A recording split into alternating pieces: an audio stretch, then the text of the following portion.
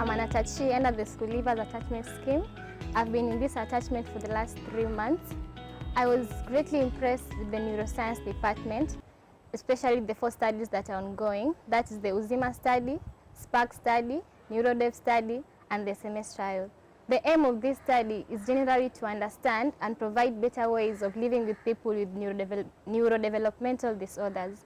These disorders are autism, ADHD, speech disability, communication disorder. So my key learning from this department was that patience is a crucial matter in communicating with these people.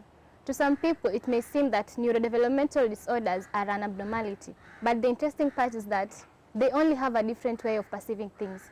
So I always say patience is time. So while speaking to such people, give them time, be keen, and see from their own perspective. And living with them is going to be a work made easier. Thank you. In IT department, I learned about troubleshooting, programming, self-delivery, and networking. Yeah, I learned also how to use a computer, how to create slides for presentation, all those things.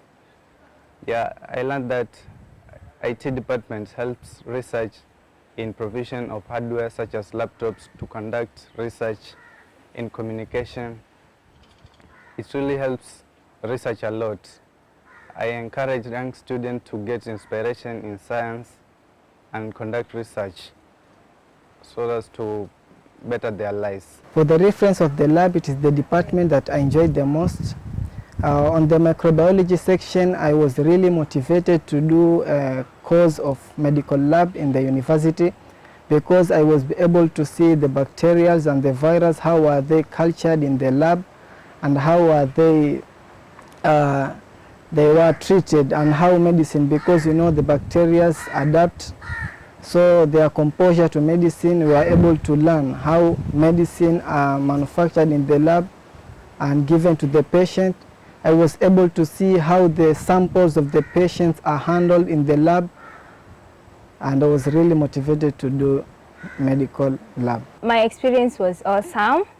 I was observing how the clinicians were taking the vitals, how phototherapy is done, and also I learned how cannulation is done, inverting of the intravenous lines into the children, and also how the machines like the venifusers which control the fluids into the children.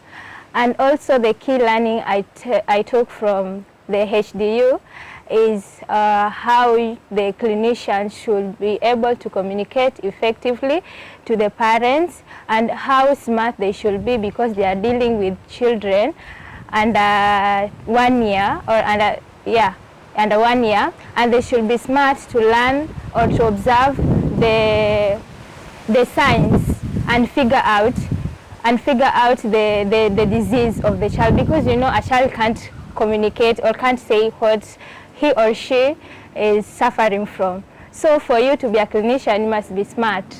Yes, thank you. So I have been here at KEMRI for 3 months, and I will talk about EDD department, that is Epidemiology and Demographic department. There are different studies that are being conducted, but the most thing that I learned is Strike HBV study. So this is a study that most deals with the hepatitis B disease.